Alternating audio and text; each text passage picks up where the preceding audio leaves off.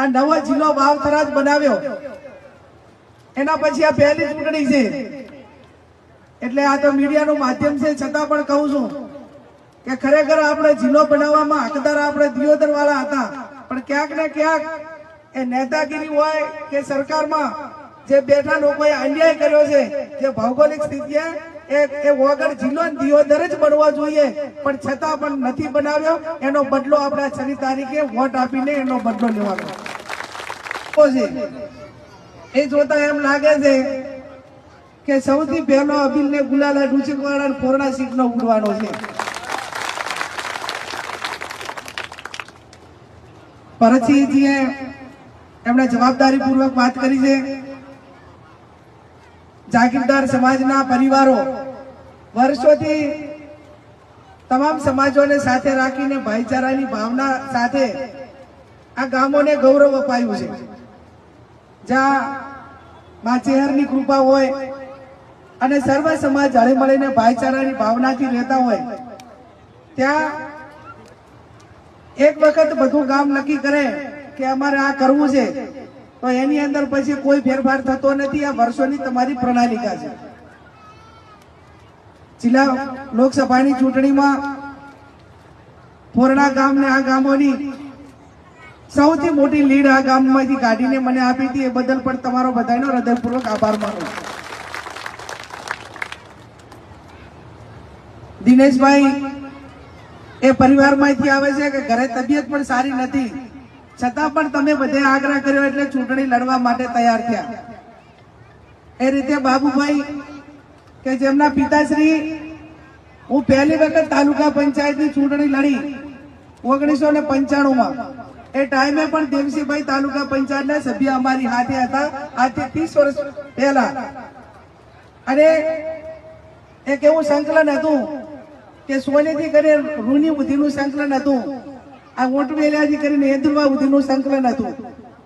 અને એ વખતના આપણા આગેવાનોએ આપણાને જે મજબૂત પ્રેરણા પૂરી પાડી, ગુમાનસિંહ બાપુ હોય, માનસિંહ બાપુ હોય, એ તમામ એક સફળ નેતૃત્વ કરીને પાછળની પેઢીને એક તમામ પ્રકારે સારી રીતે આ વિસ્તારના લોકોની સેવા કરી શકે એવી નવી પેઢી એ જાહેર જીવનમાં એમને આપીને આ વિસ્તારનું નેતૃત્વ પૂરું પાડવા માટે પ્રેરણા પૂરી પાડી.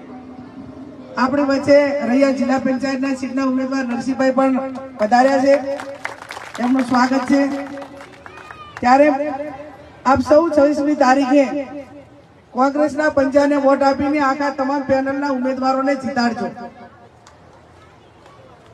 તમારું જિલ્લા પંચાયતનું કામ હોય, તાલુકા પંચાયતનું હોય, અને આપણે આ નવો જિલ્લો વાવથરા જ બનાવ્યો, એના પછી આ પહેલી ચૂંટણી છે.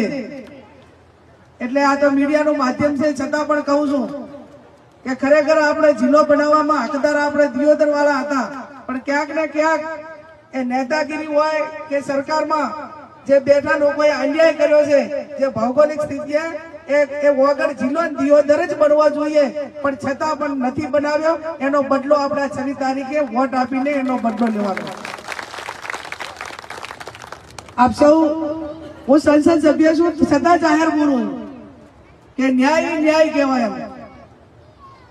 અને ભૌગોલિક સ્થિતિએ પણ આપણે હકદાર હતા, પણ એ ટાઈમે વ્યક્તિગત રીતે કે કોઈએ પોતાની ઈચ્છા શક્તિઓ પૂરી કરવા માટે કે એ રીતે જો કોઈ નિર્ણય લઈ અને એક આખા જિલ્લાના તમામ લોકોને અન્યાય કર્યો છે, એક નવા જિલ્લાનું કેપિટલ તરીકે આપણને ન આપીને, ત્યારે 26મી તારીખે તમે બધા પંજાના નિશાન ઉપર વોટ આપીને વિજય બનાવજો.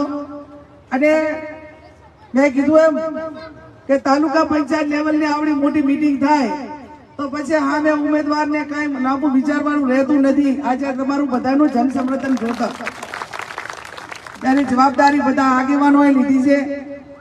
અને તાલુકા પંચાયતની સીટના બધા ઉમેદવારો આપણા મજબૂત છે. આજે જે તમે પાયો નાખશો એ 2027માં એનું મજબૂતાઈથી આ એક આખી નવી પેઢી એ વખતે 2027ની ચૂંટણીમાં એ તાકાતથી કોંગ્રેસ પાર્ટીનું કામ કરશે. અને આપણો ધારાસભ્ય પણ આવનાર સમયની અંદર કોંગ્રેસ પાર્ટીનો બને એની શરૂઆત આજે આ પોરણાથી થઈ છે.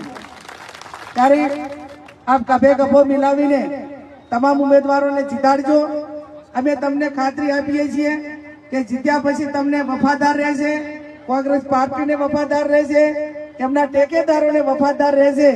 ભારતીય જનતા પાર્ટી એ આખા રાજ્યની અંદર પોલીસની તાકાત વાપરીને અને સામ દામ દંડ ભેદની રાજનીતિ વાપરીને ઘણા ઉમેદવારોને લાલચું આપીને બિનરીફ કરવા માટેના પ્રયત્નો કર્યા અને બિનરીફ થયા. પણ મારે અભિનંદન આપવા પડે વાવ થરાદ અને દિયોદર તાલુકાની વિધાનસભામાં આવતા તમામ ઉમેદવારોને કે એમને એક પણ એવો વ્યક્તિ નથી કે જેણે ફોર્મ વિડ્રો કર્યો હોય, કોંગ્રેસ પાર્ટી સાથે ગદ્દારી કરી હોય કે કાર્યકરો સાથે ગદ્દારી કરી હોય એવો એક પણ ઉમેદવાર નથી. એ બાબતના પણ દિયોદર તાલુકા કોંગ્રેસ સમિતિને અને એમના ટેકેદારોને ખૂબ ખૂબ અભિનંદન આપું છું.